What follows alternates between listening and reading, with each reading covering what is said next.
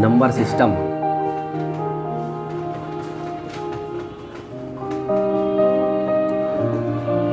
ध्यान से सुनना, जो संख्या पद्धति है नंबर सिस्टम, इसके अंतर्गत हम संख्याओं का अध्ययन करेंगे।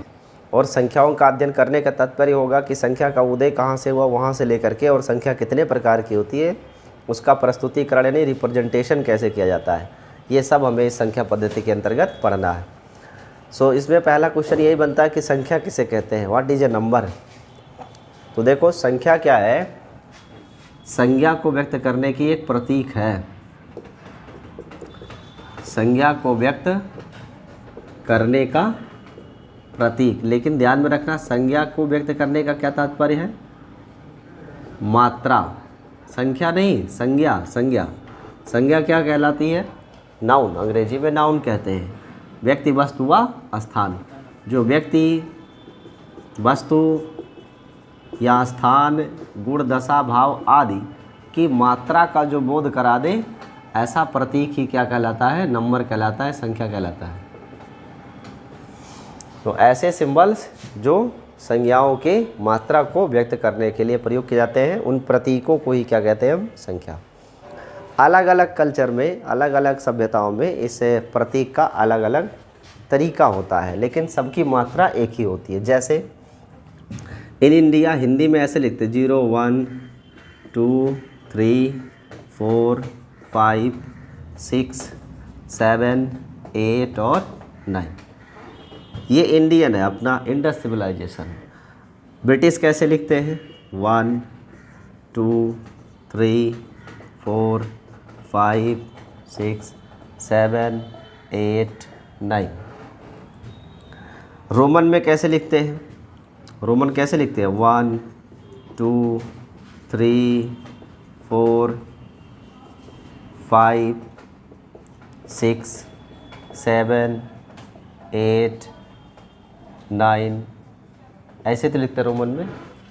उर्दू में कैसे बनाते हैं 5, ऐसे बनाते हैं कि नहीं।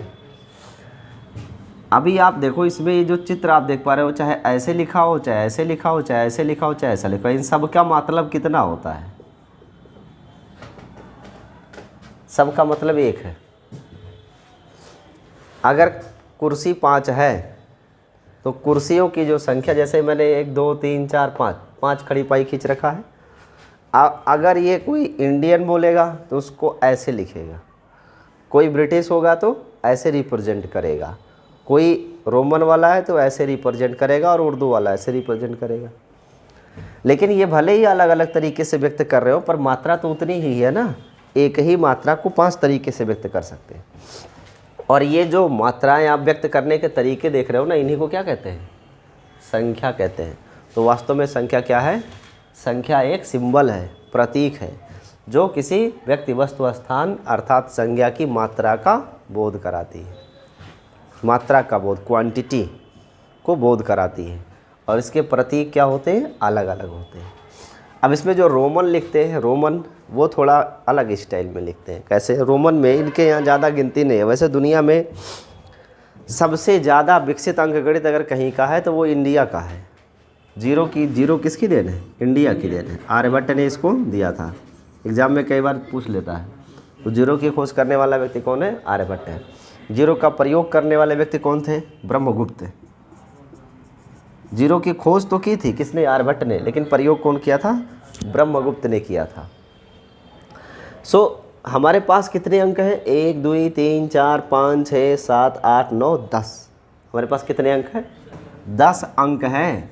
और इन 10 अंकों पर आधारित पद्धति को दशमलव पद्धति कहते हैं। कौन सी पद्धति कहते हैं, दशमलव पद्धति। तो दशमलव पद्धति भी किसकी देन है, आर्यभट्ट की। अगर आर्यभट्ट न जीरो लाया होता, न 10 अंक बनते, और न दशमलव पद्धति का जन्म होता। तो जो आप पढ़ते हो 1 दही 1 10 11 2 दही 2 कई 20 2 22, ये पढ़ ही नहीं पाते। तब उसके पहले संख्याएं सिर्फ 1 से 9 तक ही हुआ करती थी। जीरो का ऐड करने के बाद इससे बड़े बड़े नंबर को रिप्रेजेंट करने का तरीका आया।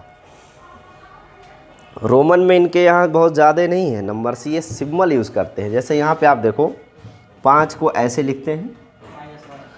अब अगर बड़ी संख्या के पहले कोई छोटी संख्या लिख दें तो बड़ी में से छोटी को घटा देते हैं तो ये 4 बन जाता है।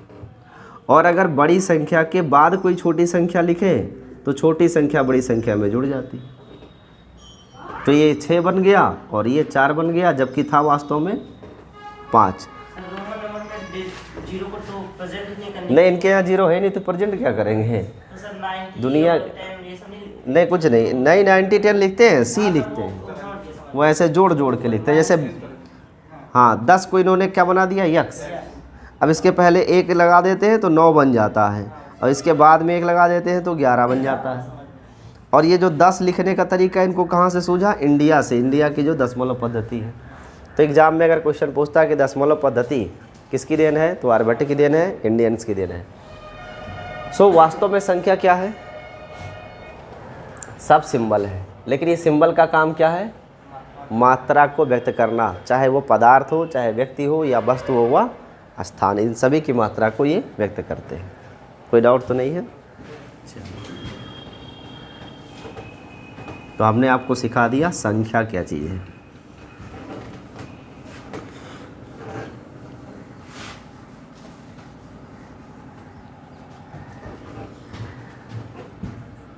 इसके बाद आती है बात कि संख्या के प्रकार कितने होते हैं। संख्या के प्रकार, कितने प्रकार की संख्या होती है? 2 प्रकार की। कौन सी? वास्तविक और काल्पनिक। तो जो संख्या है वो 2 प्रकार की, क्योंकि इस ब्रह्मांड में जो वस्तुएं हैं ना वो भी 2 प्रकार की हैं। कुछ ऐसी है जो सिर्फ हमारे बोलेंगे काल्पनिक वस्तुएं, सॉरी ऐसी वस्तुओं को क्या कहते हैं? काल्पनिक, जिनका सिर्फ यहाँ पे चित्र होता है, बाहर कुछ नहीं होता। ठीक है। वास्तविक क्या है? जो सब कुछ दिख रहा है, मेज कुर्सी लोग फल सब्जियाँ, ये सब क्या है? वास्तविक वस्तुएं में आती है। सो संख्या भी इसी तरीके से कितने प्रकार की है? 2 प्रकार की है। एक को बोलते हैं वास्तविक संख्या, रियल नंबर अंग्रेजी में बोलते हैं इसको, और एक को कहते हैं इमेजिनरी नंबर, काल्पनिक संख्या। देखो काल्पनिक संख्या का अध्ययन आप 11th में करोगे, 9th 10th में नहीं है, और किसी एग्ज़ाम में नहीं आता है। ये जो आएगा वो कौन है? वास्तविक संख्या, रियल नंबर। काल्पनिक को बोलते हैं इमेजिनरी नंबर अंग्रेजी में, इमेजिनरी नंबर कहते हैं। जो वास्तविक संख्या है इसे कहते हैं ऑल काउंटिंग नंबर, यानी जितनी भी संख्याएं गणना में प्रयोग की जाती है वो सब क्या है? वास्तविक है। जितने भी काउंटिंग नंबर है जिनको गणना में हम प्रयोग करते हैं उन सबको क्या कहते हैं? वास्तविक संख्या। और जिन्हें गणना में नहीं प्रयोग करते उन्हें हम कहते हैं काल्पनिक संख्या। इस काल्पनिक संख्या का जन्म कहाँ से होता है वो भी थोड़ा सा बता देता हूँ आपको। देखो एक रूल होता है कि अगर करणी में कहीं 4 लिखा है तो इसका मान क्या लिखते हैं हम? क्यों लिखते हैं? स्क्वायर रूट, यानी 4 का वर्गमूल 2 लिखा जाता है। क्यों लिखा जाता है? क्योंकि हमें पता है कि इस 2 का वर्ग करने से क्या आएगा? 4 आएगा, इसीलिए 4 का वर्गमूल 2 लिखते हो आप। अगर 16 लिखा हुआ है तो इसका वर्गमूल 4 लिखते हैं। क्यों? क्योंकि 4 का वर्ग करने से 16 आ जाए। लेकिन अगर मान लो इसी में किसी ने दिमाग लगाया और 4 की जगह ऋण 4 लिख दिया, अब इस ऋण 4 का वर्गमूल कितना होगा? वर्गमूल ऋण 4, जैसे 4 का वर्गमूल 2 है तो ऋण 4 का वर्गमूल क्या होगा?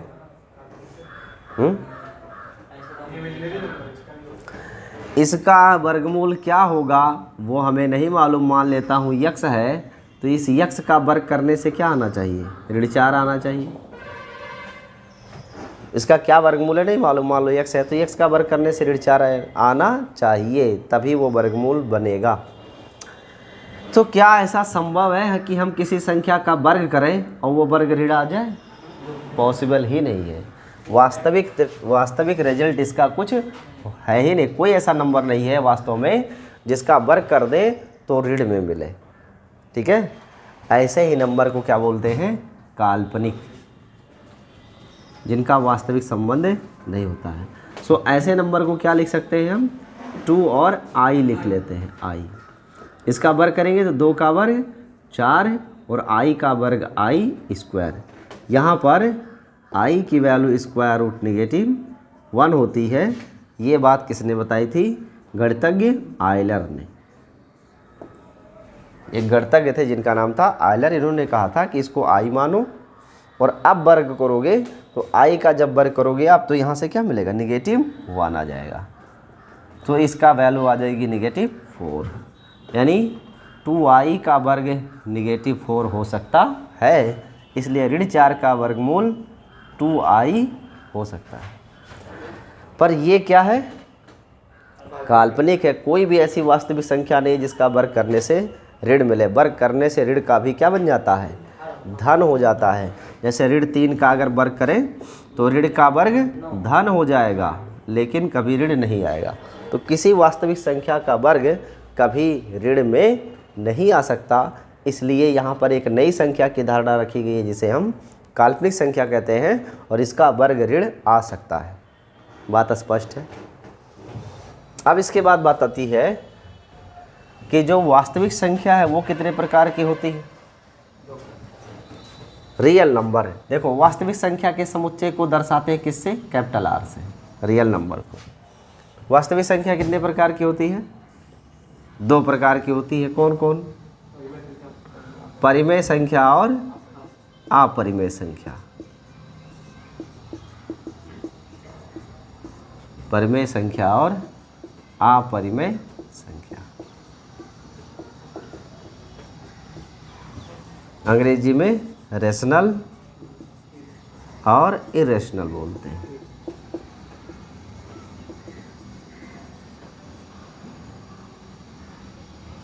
रेशनल और इरेशनल। आप बताओ परिमेय संख्या क्या है?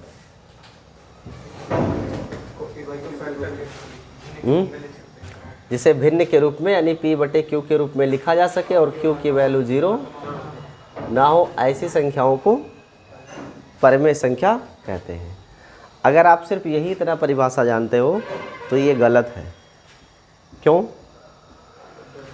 देखो, अगर मैं 1/√2 लिख दूँ तब तो ये परिमेय है कि अपरिमेय? जबकि इस कंडीशन को सेटिस्फाई तो कर रहा है। भाई p/q के रूप में लिखना है, लिख दिया मैंने, तो क्या ये परिमेय है?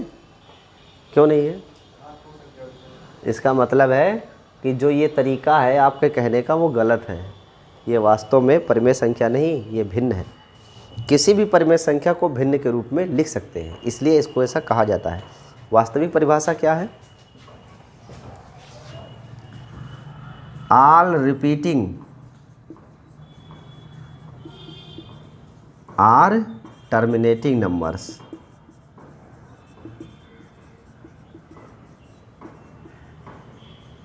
यानी परिमेय संख्या वो होती है जो या तो रिपीटिंग हो या फिर टर्मिनेटिंग हो। ऐसी संख्या को परिमेय संख्या कहते हैं, रिपीटिंग और टर्मिनेटिंग।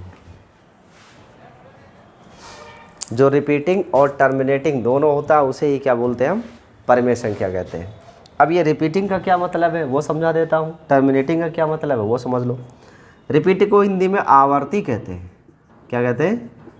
आवर्ती, यानी जो बार बार रिपीट हो, दोहराई, वो कहलाता है रिपीटिंग। और टर्मिनेटिंग का मतलब हिंदी में इसे कहते हैं शांत, जो बिल्कुल रिलैक्स, भाग करो ख़त्म हो जाए। अब उदाहरण के लिए अगर आपको मैं कहता हूँ 1/3, तो आप 3 से 1 में भाग करिए, 3 त्रिका 9, फिर 1 बचेगा, दशमलव लगा 0 बढ़ाओ, 3 त्रिका 9, फिर 1 बचेगा, फिर जाएगा 3 त्रिका। क्या ये कभी ख़त्म होगा? कभी ख़त्म नहीं होगा। ऐसे 3 3 3 3 आता ही रहेगा। ऐसे नंबर को क्या बोलते हैं? रिपीटिंग नंबर बोलते हैं, आवर्ती संख्या कहते हैं। और इनको रिप्रेजेंट करने के लिए बार का प्रयोग करते हैं या फिर डॉट का प्रयोग करते हैं ऐसे। तो जो संख्या रिपीटिंग होती है वो संख्या परिमेय होती है। टर्मिनेटिंग का क्या मतलब है? 1/4 लो आप, 4 से 1 में भाग करिए, यहाँ पर 4 और 1 लिया जाए, 4 से 1 में भाग करें तो दशमलव लगा के 0 बढ़ाएंगे, 4 दूनी 8 और 2 शेष बचेगा, दशमलव लगाए 0 बढ़ाएंगे, 4 पंचे 20 और 20 में से 20 गया, समाप्त हो गया भाजन। अर्थात अगर हम 1 में 4 से भाग कर रहे हैं तो हमको डायरेक्ट 0.25 एग्जैक्ट वैल्यू मिल रही है। इसे कहते हैं टर्मिनेटिंग नंबर। तो ये टर्मिनेट हो गया। तो जो रिपीटिंग होंगे वो परिमेय होते हैं, जो टर्मिनेटिंग हो वो भी क्या होते हैं, परिमेय होते हैं। तो ऐसी संख्याएं जो रिपीटिंग हो या फिर टर्मिनेटिंग हो, उन संख्याओं को क्या कहते हैं, हम परिमेय संख्या कहते हैं। सो अपरिमेय क्या होगा, अपरिमेय इसका उल्टा होगा, जो नॉन रिपीटिंग हो और नॉन टर्मिनेटिंग हो। Non repeating and non terminating numbers are known as a yes. तो जो संख्या ना रिपीट हो और ना टर्मिनेट हो, ऐसी संख्या को बोलते हैं अपरिमेय संख्या कहते हैं। अब जो अपरिमेय संख्या है, इसके उदाहरण आपको बताए जाए तब आपको ज़्यादा बात समझ में आएगी। तो सबसे पहला उदाहरण पाई है। पाई किसी वृत्त की परिधि और उसके व्यास का अनुपात होता है।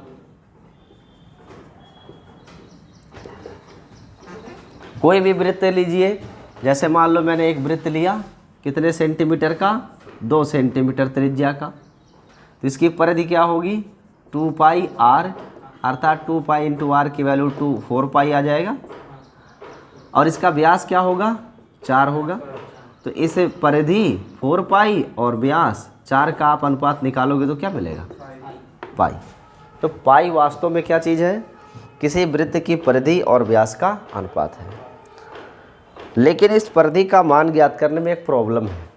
क्या प्रॉब्लम है, जो व्यास है ये कौन सी दूरी है, रेखीय दूरी है, सीधी दूरी है। जबकि परिधि कैसी दूरी है, वक्रीय दूरी है, सरकमफ्रेंस बोलते हैं, वक्रीय दूरी है ना, गोल गोल है। अब आप ज़रा ध्यान दो, अगर हम इस परिधि को यहाँ से तोड़ के ऐसे सीधा कर दें तो एक रस्सी बन जाएगी ऐसे। यानी आप मान लो एक गोल रिंग है, बीच से काट दिया तो एक सीधी रेखा बन जाएगी। उस सीधी रेखा की लंबाई उतनी ही आनी चाहिए जितना वृत्त की परिधि है। लेकिन जब भी ज्ञात किया जाता है तो ये मान कभी भी परफेक्ट नहीं आता। ये इतना खुराफाती मान आता है कि आप लिख नहीं पाओगे, और सुपर कंप्यूटर भी फेल हो गया इसको हल करने में। 3.1472893218 ऐसे चलता रहता है। ऐसे लगभग कितने अंक आ रहे हैं, 10 लाख अंकों तक इसका मान ऐसे चलता ही रहता है। यानी आपके मोबाइल का कैलकुलेटर भी फेल हो गया है, और आजकल जो सुपर कंप्यूटर है उनसे गणना की जाती है तो भी 10 लाख अंकों तक ये मान आता है, वो भी फेल हो चुके हैं। एग्जैक्ट वैल्यू कितनी होगी ये स्पष्ट नहीं हो रहा है।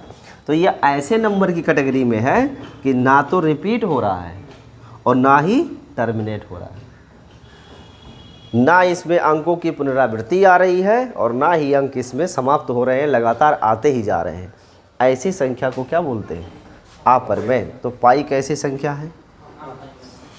इसके बाद अभाज्य संख्याएं जो करड़ी के अंदर हो, जैसे 2 है, 3 है, 5 है, 7 है, 11 है, 13 है, 19 है, 17 है। ऐसी संख्याएं जो कटती नहीं है, अभाज्य है, शुद्ध अभाज्य संख्या।